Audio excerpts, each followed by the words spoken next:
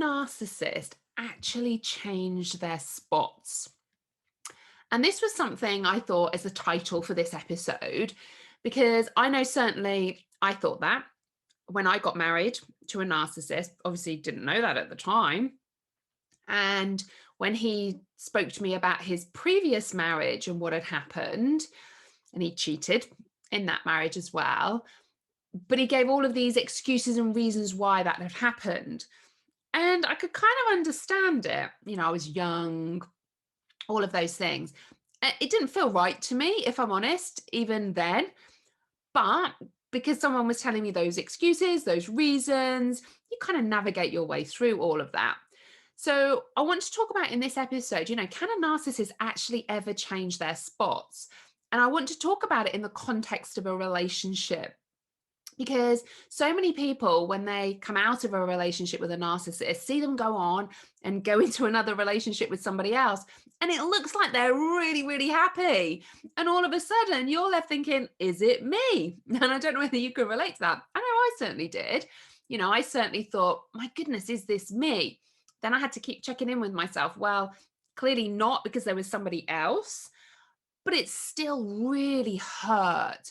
And all of my wounds were absolutely being activated in that moment. So can a narcissist actually ever change their spots?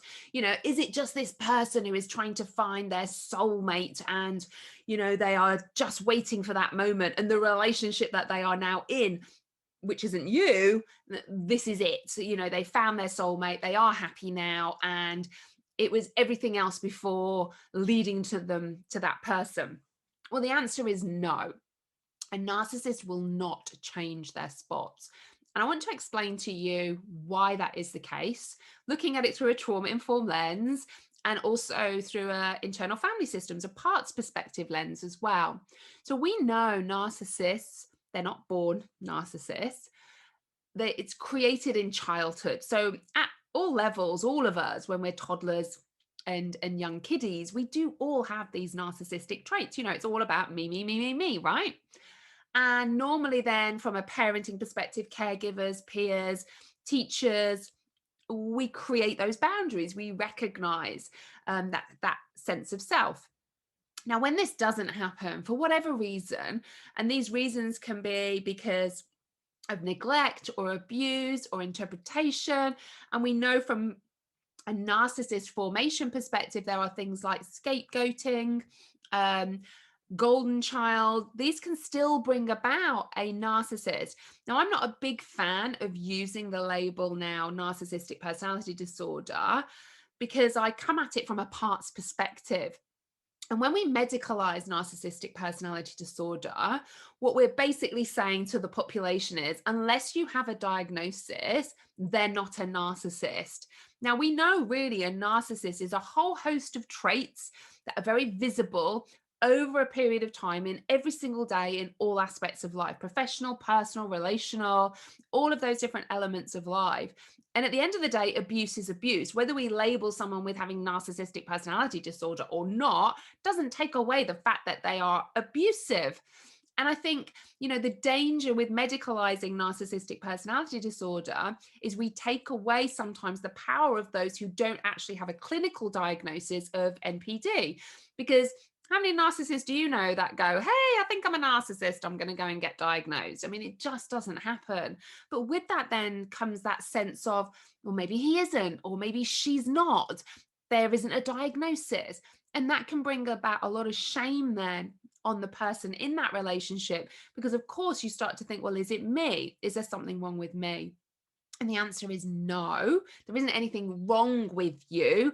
You are just the magnet to actually appease the narcissist wounds. So the narcissist is formed in childhood, a whole host of narcissistic traits and behaviors that will come up, because the narcissist is all about protecting their wound. Now, when we look at a narcissist through an IFS lens, an internal family system, parts perspective lens, a lot of people think narcissists are really, really confident. They're not. Actually, narcissists have a really deep pain of worthlessness. And everything is driven for a narcissist, and indeed all of us, that when we have a core wound, our brain kind of goes, yeah, I don't want to feel that because it's too painful. So we get all of these protector parts of us, and we all have parts, all of us have different parts of us inside of us, that you have all of these protector parts that show up then to try and protect you from feeling the pain of that core wound. And those protector parts can show up in many different ways. And from a narcissist perspective, they can be very narcissistic protector parts and addictions like porn, sex, very highly addictive natures to those narcissistic protector parts, because it's all about distracting, soothing away from, projecting outwardly away from that core wound. Now, if you obviously receive that in a way of it being a reflection of you, then it's your wounds then that are also being activated, and if I use my example, say for that, initially my ex-husband's behavior and actions massively triggered my core wounds. So I would get my own protector parts coming up, like people pleasing, when we go into that fawn trauma response, in the hope that obviously if I please and I try and do everything right and be the best wife, be the best mum, then surely the narcissistic behavior would diminish, the abuse would lessen, he'd stop cheating or he'd stop doing whatever he was doing. But of course, that never happened. So I was then reacting to the narcissist coming from a place of being totally blended with my own protector parts. And that meant then that I was coming from a place of, like I say, pleasing, eating too much, all of those elements that were trying to protect me from feeling my core wound of I'm not important, I'm not good enough, I'm worthless, I don't matter, because that's painful to feel. And they were my wounds from even before I met the narcissist. So if we flip that back to the narcissist now, that they actually have these core wounds, these wounds that they do not want to feel, they are always going to project that outwardly. And that is never going to change, because the only time those protector parts in those roles won't show up for a narcissist in those narcissistic traits would be if there was no wound for those parts to protect. Now, the problem with a narcissist is you can't actually work with a narcissist to work on those wounds. I would love for you to say to all of you, you know what? We know what the problem is, because we do. We know why a narcissist is formed, why they behave the way that they do. Send all the narcissists to me. I know they have a core childhood wound. I'm going to work with them on that, which means their protector parts won't need to show up. They will no longer be a narcissist, okay? But the problem with a narcissist, and again, we don't necessarily know this from a scientific perspective, from a research perspective, why this happens, but what we do know is the pain, the core pain of a narcissist to their system is so painful that those parts will never let someone like myself, a therapist and coach, get beyond those protector parts to work on that core wound. So it's not a case of that I wouldn't love to do all of that, but the narcissist system would never allow me to do that. It would be too painful. So those parts would be there. Hence why, if I went and said to my ex-husband, for instance, hey, listen, I know there's some childhood stuff here. There's some wounds that we could work on. Let's work on those. So you wouldn't need to cheat. You wouldn't need to do all of these other protector part elements to your system. I already know what the answer would be. I only had to behave like that because it was you. Because there's always that projection outwards. There's no sense of responsibility and ownership. Because, of course, if that was the case, that would mean the narcissist looking themselves in the mirror and going, yes, I'm this. Yes, I did that. Yes, I hurt this person. So they have to come up with those reasons. So those protector parts come up with those reasons. And that's why they continue behaving like that with you, because the alternative is too painful to bear. So I want you to think about when you're, in contact with a narcissist, whether you're in that relationship or you've come out of that relationship and you're seeing them with somebody else, then you're thinking, oh, they look so happy now. Was it me? Was it something wrong with me? Because it almost looks like it's reinforcing what they were saying. It is you. That's why I wasn't happy. And then all of a sudden they're in this other relationship.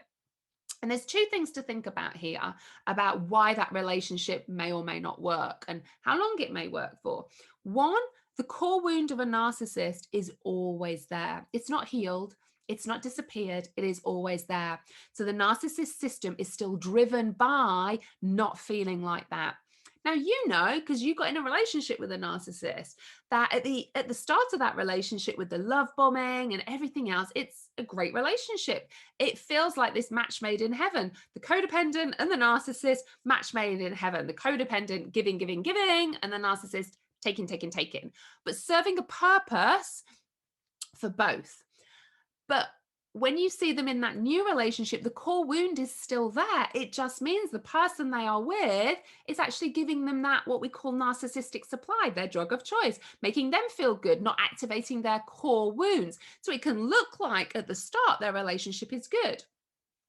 Now, I see people where they might even be with someone else for 5 or 10 years or 20 years even, and they're thinking, well, it must be me because they're still in that relationship. Well, there's a few reasons for that.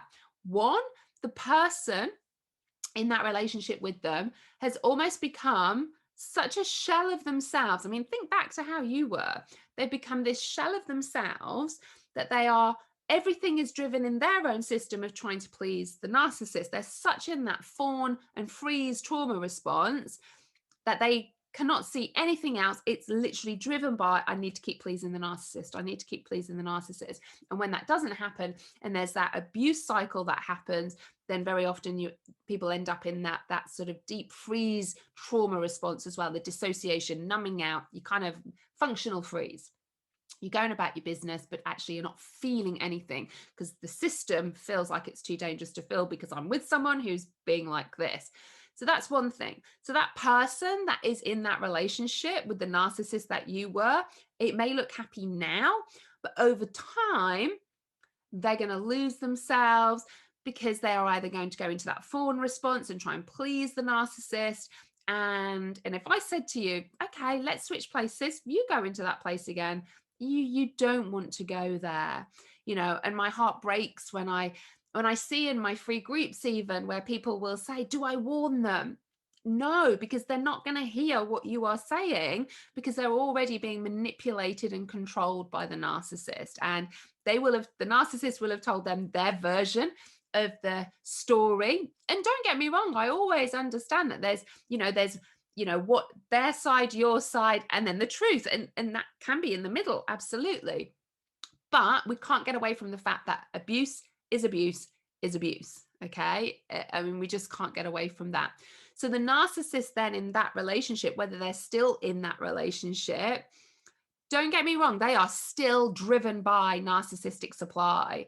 They are still driven by all of that. And when I think about my ex-husband, even, he's remarried. He's remarried again. And I don't know how long they've been married now, but I know at some stage either she's still supplying his needs for narcissistic supply, or she's already losing herself.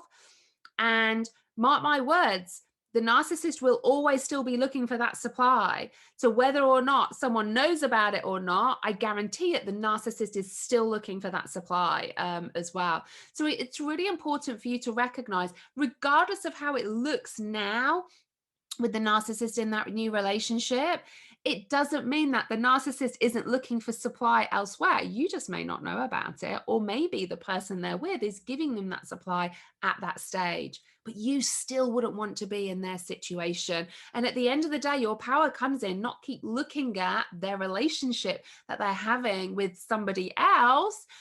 Your best relationship is the relationship with yourself. And get curious about why you feel like that and wanting to know. And because actually them being happy in another relationship is triggering likely in you your core wound of, I don't matter, I'm not important, I'm not good enough. That's what you need to work on.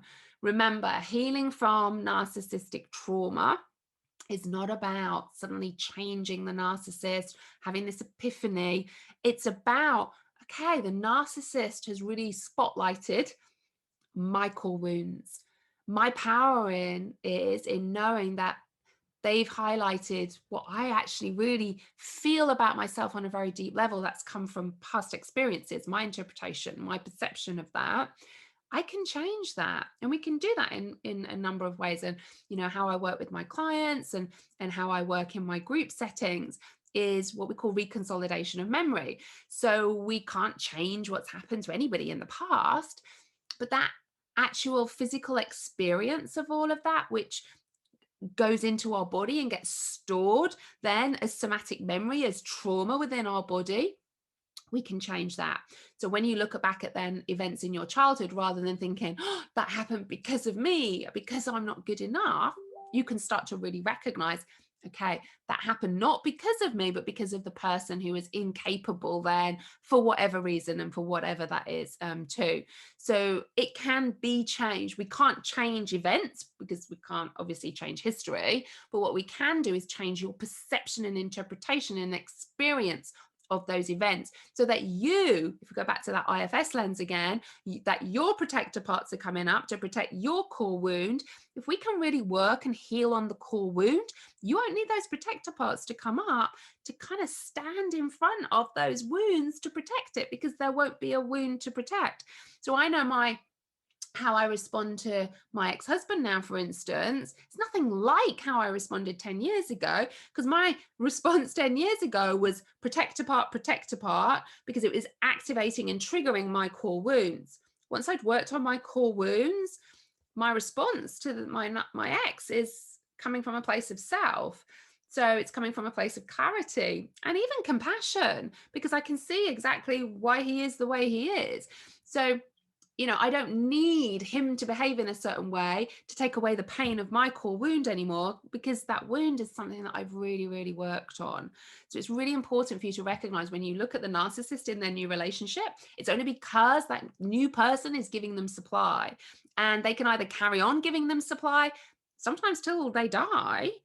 But would you want to live a life like that till the day you die? Because you deserve more. Everybody deserves more. And this is why I do things like this, to try and educate people to recognize there is another way in all of this as well. So remember, stop looking at the narcissist, looking at their new relationship.